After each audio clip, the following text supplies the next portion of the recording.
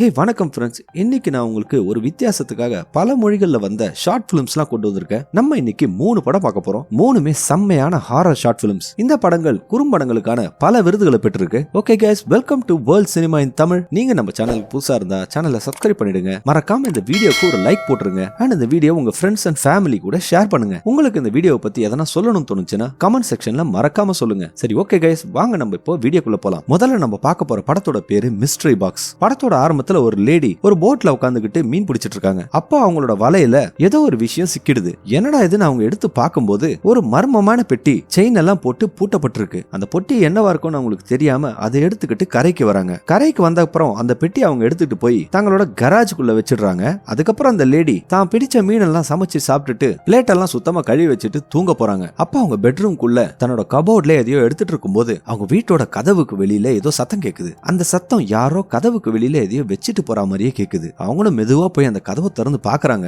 அப்போ அவங்க கதவுக்கு வெளியில அவங்க கராஜ்ல வச்சுட்டு வந்த அந்த மர்மமான பெட்டி அவங்க கதவுக்கு வெளியே இருக்கு. அவங்களும் தன்னோட டார்ச்சை வச்சுக்கிட்டு யாரோ வந்திருப்பாங்கன்னு நினைச்சுக்கிட்டு யாராவது இருக்கீங்களான்னு கூப்பிட்டு பாக்குறாங்க. ஆனா யாரும் பதில் சொல்லல. மறுபடியும் அவங்க அந்த பொட்டியை தூக்கிட்டு போய் அதே கராஜ்ல வச்சுட்டு வந்துடுறாங்க. வீட்டுக்குள்ள போன அவங்க தங்களோட ஜன்னல்ல இருந்த ஸ்கிரீன் எல்லாம் சாத்திட்டு யோசிக்கும் போது மறுபடியும் அதே சத்தம் கேக்குது. அவங்களும் கையில ஒரு கத்தி எடுத்துக்கிட்டு மறுபடியும் கதவை திறந்து பாக்குறாங்க. அங்க யாரும் இல்ல. முன்ன பார்த்தது போலவே அதே பெட்டி அந்த இடத்துல இருக்கு. உடனே அவங்க யாருன்னா என்கிட்ட விளையாடுறீங்களா அப்படின்னு கத்தி பாக்குறாங்க. அதுக்கும் எந்த பதிலும் வரல. அதுக்கப்புறம் அவங்க என்ன பண்றது தெரியாம அந்த பெட்டியை எடுத்துக்கிட்டு வீட்டுக்குள்ள போய் ஒரு டேபிள் மேல வைக்கிறாங்க. அந்த பெட்டிக்குள்ள அப்படி என்னதான் இருக்குன்னு அவங்களுக்கும் ஒரு ஆர்வம். ஆனா அந்த பெட்டியை ஒரு செயினை போட்டு சுத்தி பெரிய பூட்டா போட்டு வச்சிருக்காங்க. இவங்களும் கோவத்துல அந்த பூட்டை இழுத்து பாக்குறாங்க. ஆனா அது நகர்ற மாதிரி தெரியல. அப்ப அந்த பெட்டிக்குள்ள இருந்து ஒரு சத்தம் கேக்குது. என்னடா இது அப்படின்னு சொல்லிட்டு அவங்க அதை பார்த்துக்கிட்டே இருக்கும்போது திடீர்னு அந்த பெட்டி நகருது. இதை பார்த்து அவங்க பயந்து படுறாங்க. உடனே அவங்க அந்த பெட்டியை தூக்கிக்கிட்டு வீட்டுக்கு வெளியே தூக்கி விசிறி அடிச்சிடுறாங்க. அன்னைக்கு நைட் அவங்க தூங்கிட்டு இருக்கும்போது தூக்கத்துல அவங்களுக்கு திடீர்னு பொறையறன மாதிரி இருமல் வர ஆரம்பிக்குது. அவங்களும் மூச்சு விடுறதுக்காக ரொம்ப கஷ்டப்பட்டு இரும்பிட்டு இருக்காங்க.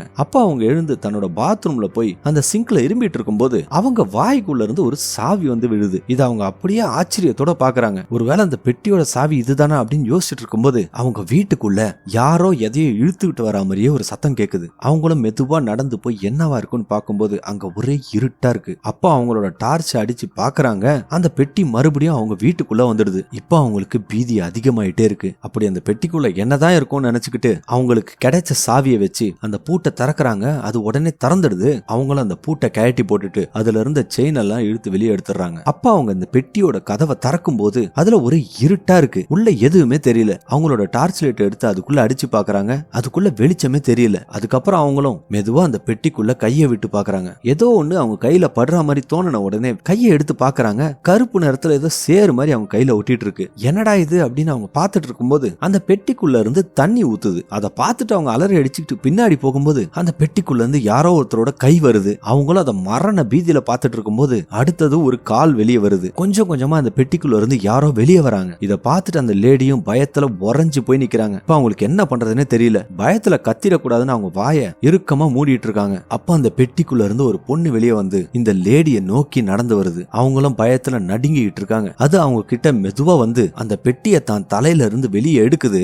அதுக்குள்ள ஒரு கொடூரமான முகம் தெரியுது. பல வருஷமா அது அதுக்குள்ளதான் இருக்கு போல. அந்த பெட்டியை எடுத்து அது அப்படியே அந்த லேடியோட தலையில கவுக்குது. இவங்களும் பயத்துல கதறாங்க. அது அவங்க தலையில கவுத்துட்டு அங்கேயே விழுந்து செத்து போயிடுது. அவங்களால இப்ப அந்த பெட்டியை தலையில இருந்து வெளியே எடுக்க முடியல. ரொம்ப நேரமா முயற்சி பண்ணிட்டு அவங்களும் அப்படியே இறந்துடுறாங்க. அவங்கள அப்படியே காட்டிட்டு இருக்கும் போது அந்த பெட்டியோட மூடி மட்டும் ஆடிட்டு இருக்கு. திடீர்னு அவங்க எழுந்துக்கிறாங்க. அப்போ படத்தோட பேரு மிஸ்ட்ரி பாக்ஸ்னு போட்டு முடிக்கிறாங்க. ஓகே, முதல் படம் முடிஞ்சிருச்சு. இப்ப நம்ம வாங்க ரெண்டாவது படத்துக்கு போவோம். இப்ப நம்ம பார்க்க போற படத்தோட பேரு கர்வ். ஆரம்பத்துல ஒரு லேடியை காட்டுறாங்க. அவங்க எங்கேயோ ஒரு இடத்துல மயக்கமான நிலையில இருக்காங்க. அவங்க ஏதோ ஒரு கடலுக்கு பக்கத்துல இருக்க மாதிரி தெரியுது. அப்ப மெதுவா அந்த லேடி கண்ணை முழிச்சு பாக்குறாங்க. அவங்களுக்கு ஏதோ ஒரு பாறை மேல படுத்துட்டு இருக்க மாதிரி தோணுது. அவங்களும் அப்ப மெதுவா திரும்பி பார்க்கும்போது ஏதோ ஒரு வளைவான செவுத்து மேல அவங்க படுத்துட்டு இருக்காங்க. பயந்து போய் அவங்க எழுந்துக்கணும்னு நினைக்கும் போது அங்க இருந்து அவங்க மெதுவா சறுக்கிக்கிட்டே கீழே வராங்க. மரண பீதியில அவங்களும் அந்த செவுத்த அழுத்தமா புடிச்சுக்கிறாங்க. அவங்க எங்க இருக்கிறாங்கன்றது சுத்தமா ஐடியா இல்ல. அப்ப அதை நம்மளுக்கு காட்டும் போது அந்த செவுத்துக்கு கீழே ஏதோ ஒரு பயங்கரமான பள்ளம் இருக்கிற மாதிரி காட்டுறாங்க. அவங்களும் சுத்தி முத்தி பாக்குறாங்க. எல்லா இடத்துலயும் அதே மாதிரி செவுரு தான் இருக்கு. என்ன பண்றது தெரியாம அவங்க கதறி அழும்போது அந்த பள்ளத்துக்குள்ள இருந்து ஒரு அமானுஷ்யமான சத்தம் கேக்குது. அதுக்குள்ள ஏதோ ஒரு பயங்கரமான விஷயம் இருக்குன்றது மட்டும் தெரியுது. மறுபடியும் அந்த சத்தம் கேக்குது. அவங்களும் வானத்தை நோக்கி பாத்துக்கிட்டே இருக்காங்க. அப்போ கர்வ் அப்படின்னு படத்தோட பேரை போட்டு ஆரம்பிக்கிறாங்க. அதுக்கப்புறம் அவங்க அந்த செவுத்து மேல கைய வச்சு மெதுவா திரும்பறதுக்கு முயற்சி பண்றாங்க. அப்ப அவங்க இன்னும் சறுக்கி கீழே கீழே வந்துடுறாங்க. அவங்களும் மூச்சு திணற திணற அந்த செவுத்தை இறுக்கமா பிடிச்சிட்டு இருக்காங்க. கொஞ்சம் தவற விட்டாலும் கண்டிப்பா மரணம் தான். அப்ப அவங்க தன்னோட கைய பாக்குறாங்க. அவங்க கை பூரா ரத்தமா தான் இருக்கு. இது ஏன்னா அவங்க அந்த செவுத்துல கைய வச்சு இறுக்கமா தேய்ச்சி தேய்ச்சி கையெல்லாம் ரத்தம் சொட்டிக்கிட்டு இருக்கு. மறுபடியும் அவங்க அந்த 2 புண்ணான கையை வச்சு காலை வச்சு அந்த செவுத்துல மெதுவா அழுத்தி மேல வர ட்ரை பண்றாங்க. அப்ப அவங்க கொஞ்சமா மேல வந்துடுறாங்க. அந்த நேரத்துல அவங்க எதிர்க்க இருக்கிற அந்த செவுத்தை பார்க்கும்போது அதுல ரத்தம் படிஞ்ச 2 கை தடம் தெரியுது. மறுபடியும் அவங்க அந்த செவுத்துல கையை வச்சு மேல போக ட்ரை பண்ணும்போது யாரோ ஒருத்தங்க அலற சத்தம் கேட்டு அந்த செவுத்தை பாக்குறாங்க. இன்னும் 2 கை தடம் அதுல தெரியுது. அதை அவங்க பார்த்துட்டு இருக்கும்போது யாரோ அந்த பள்ளத்துக்குள்ள இருந்து அலற சத்தம் கேக்குது. இவங்களும் தன்னோட கையை ஊதி ஊதி அந்த ரத்தத்தை காய வச்சுட்டு மறுபடியும் மேல போறதுக்காக முயற்சி பண்ணிட்டு இருக்காங்க. அப்போ கொஞ்சமா சறுக்கி கீழே வந்துடுறாங்க. அதே நேரத்துல இன்னொரு ஆளு கீழே விழுற மாதிரி சத்தம் கேக்குது. அந்த செவுத்துலயே இன்னொரு கைத்தடம் வந்திருக்கு. இந்த முறை அவங்க விடாம மேல போக ட்ரை பண்ணிட்டு இருக்காங்க. அந்த நேரத்துல அவங்க அந்த எதிர்க்க இருக்கிற செவுத்தை பார்க்கும்போது மேகம் மறையிற மாதிரி நிழல் வருது. அவங்களும் தன்னோட கைய வானத்தை நோக்கி காட்டுறாங்க. அப்போ ஒரு மழை துளி வந்து அவங்க கையில விழுது. அவங்க இப்ப போச்சுடா, இப்ப மழை வர பெய்ய போதா, மழை தண்ணி பெஞ்சா எப்படி நம்ம அந்த செவுத்துல இருக்கிறதுன்னு யோசிச்சுட்டு இருக்காங்க. அந்த நேரத்துல மழையும் பெய்ய ஆரம்பிக்குது. அவங்களும் அந்த செவுத்துல சாஞ்சி படுத்துட்டே இருக்காங்க. அப்ப அந்த செவுத்துல தண்ணி வர வர அவங்களும் மெதுவா சறுக்கி சறுக்கி கீழே போறாங்க. அவங்களுக்கு அந்த நேரத்துல கோவமும் பயமும் சேர்ந்து வருது. என்ன பண்றதுன்னு தெரியாம தான் கழுத்துல ஒரு செயின் இருக்கிறத பார்த்துட்டு அதை தன்னோட கையில சுத்திக்கிறாங்க. இப்போ அந்த செயினை வச்சு அவங்க அந்த செவுத்தை ரொம்ப கெட்டியமா பிடிச்சுக்கிறாங்க.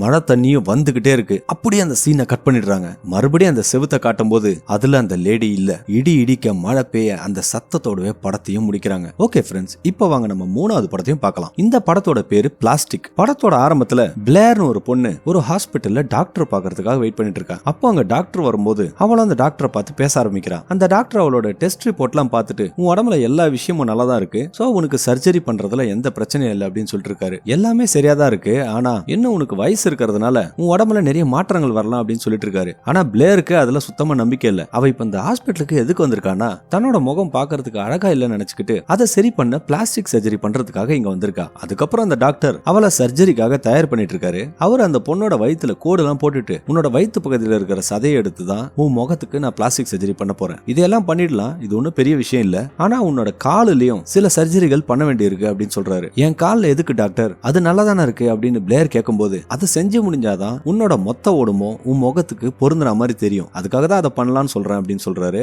அதுக்கு பிளேர் ஆனா அதுக்கு ரொம்ப செலவாகுமே டாக்டர், என்கிட்ட அவ்வளவு பணம் இல்ல அப்படின்னு சொல்லிட்டு இருக்கா. சரி எனக்கும் புரியுது, ஆனா அந்த விஷயத்த நம்ம வேற ஒரு விஷயம் பண்ணி ஈடுகட்டலாம் அப்படின்னு சொல்றாரு. அவர் அதை சொல்லிக்கிட்டே நீ இப்ப சின்ன பொண்ணா இருக்க, நம்மளோட உடம்புல தேவைக்கு அதிகமான பாகங்கள்லாம் சிலது இருக்கு, உதாரணத்துக்கு கிட்னி லிவர் இது போல இருக்கிறதெல்லாம் தேவைப்படுறவங்களுக்கு தானம் கொடுத்தா நம்ம இந்த சர்ஜரியை பண்ணி முடிச்சிடலாம் அப்படின்னு சொல்றாரு. இதை கேட்கும் போது பிளேருக்கு மனசுக்குள்ள ஒரு பயம் வந்துடுது. இதெல்லாம் இல்லீகல் இல்லையா டாக்டர் அப்படின்னு கேட்கும்போது முழுசா இல்லீகல் சொல்ல முடியாது, ஆனா உனக்கு தேவையானது கிடைக்க போகுது, மத்தவங்களுக்கு தேவையானதும் கிடைக்கும், அப்புறம் என்ன இதுல லீகல் இல்லீகல் எல்லாம் நம்ம கிட்ட தான் இருக்கு அப்படின்னு டாக்டர் சொல்றாரு. ஆனா பிளேருக்கு இதுல சுத்தமா உடன்பாடு இல்ல. அப்ப அவ அந்த டாக்டர் கிட்ட நான் பாத்ரூம் போயிட்டு வரேன் அப்படின்னு சொல்றா. அந்த டாக்டரும் பிளேரை அனுப்பிச்சு வச்சிடறாரு. இவள அந்த ஹாஸ்பிட்டலுக்குள்ள போய் அந்த பாத்ரூம் கதவை திறந்து மூடுறா. அந்த கதவு லாக் ஆயிடுது. அவள அந்த கதவை திறக்கிறதுக்கு முயற்சி பண்றா, ஆனா அந்த கதவு திறக்கல. அவ திரும்பி பார்க்கும்போது அது பாத்ரூமே இல்ல, அது ஒரு ஆபரேஷன் தியேட்டர். அப்ப அந்த ரூமுக்குள்ள புகை மாதிரி ஏதோ வந்துட்டு இருக்கு. அது என்னன்னா பிளேரை மயக்கமடைய வைக்கிறதுக்காக அந்த ரூமுக்குள்ள மயக்க மருந்து அனுப்புறாங்க. அப்போ பிளேர் அந்த டாக்டரை பார்த்து பயங்கர கோவத்தோட கத்திக்கிட்டே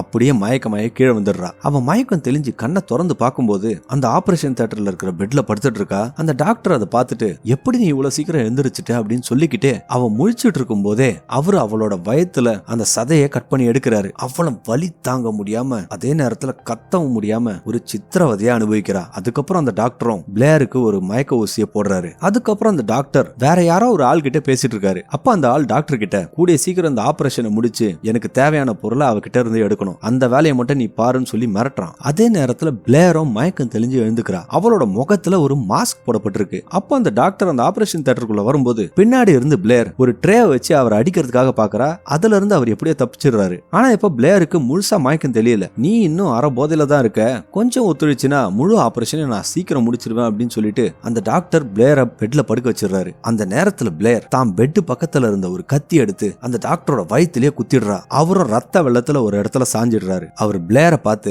அவசரப்படாத, உனக்கு முழுசா ஆபரேஷன் முடியலன்னு சொல்லிட்டு இருக்காரு. அப்போ அவ பக்கத்துல ஒரு பாக்கெட்ல இருந்த ஏதோ பிளாஸ்டிக் மாதிரி ஒரு விஷயத்தை கட் பண்ணி விடுறா. அது அப்படியே அந்த டாக்டரோட முகத்துல ஊத்தி அவர் மூச்சு விட முடியாம இறந்துடுறாரு. அதுக்கப்புறம் பிளேரும் அந்த ஹாஸ்பிட்டலை விட்டு எப்படியோ தப்பிச்சு போக ஆரம்பிக்கிறான். அவ அந்த ஹாஸ்பிட்டலை விட்டு வெளியே வந்த உடனே அவளால நிக்க முடியாம அப்படியே கீழே சாஞ்சு நின்னுட்டு இருக்கா. அப்ப அங்க நின்னுட்டு நின்னுட்டு இருந்த ஒரு பொண்ணு பிளேரை பார்த்து போட்டோ எடுக்க ஆரம்பிக்கிறா. பிளேரும் தான் முகத்தை தான் செல்போன்ல பாத்துக்கிட்டே அந்த மாஸ்க ஓபன் பண்றா.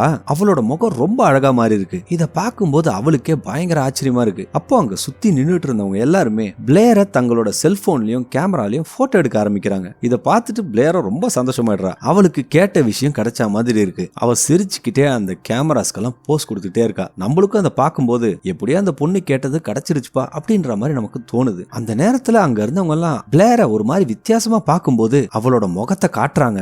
அவளுக்கு போட்டு இருந்த தையல் எல்லாம் கொஞ்சம் கொஞ்சமா விட ஆரம்பிக்குது. அவன் முகத்துல இருந்த எல்லா தோலும் கொஞ்சம் கொஞ்சமா உறிஞ்சி வருது. அங்க இருந்த எல்லாரும் விடாம அதை போட்டோ எடுத்துட்டே இருக்காங்க. அவங்க போட்டோ எடுக்க எடுக்க அவளோட தோல் உறிஞ்சி உறிஞ்சி வந்துட்டே இருக்கு. அவளும் வலி தாங்க முடியாம கதற ஆரம்பிக்கிறா. அப்படியே அவளோட போட்டோவை சோசியல் மீடியால காட்டுறாங்க. அந்த போட்டோக்கு லைக்ஸ் அள்ள ஆரம்பிக்குது. அதை காமிச்சுக்கிட்டே படத்தையும் முடிக்கிறாங்க. ஓகே ஃப்ரெண்ட்ஸ், 3 படத்தையும் முழுசா பார்த்திருப்பீங்கன்னு நம்புறேன். இதுல எந்த படம் உங்களுக்கு பிடிச்சதுன்றத கமெண்ட்ஸ்ல சொல்லுங்க. அண்ட் கண்டிப்பா இந்த வீடியோக்கு ஒரு லைக் போட்டுருங்க. உங்களுக்கு தெரிஞ்சவங்க கூட ஷேர் பண்ணுங்க. உங்களோட ஆதரவு என்னோட சேனலுக்கு ரொம்பவே அவசியமானது. மீண்டும் இதே போல ஒரு சூப்பரான வீடியோவோட கூடிய விரைவில் உங்களை நான் சந்திக்கிறேன். அது வரைக்கும் அனைவருக்கும் நன்றி, வணக்கம்.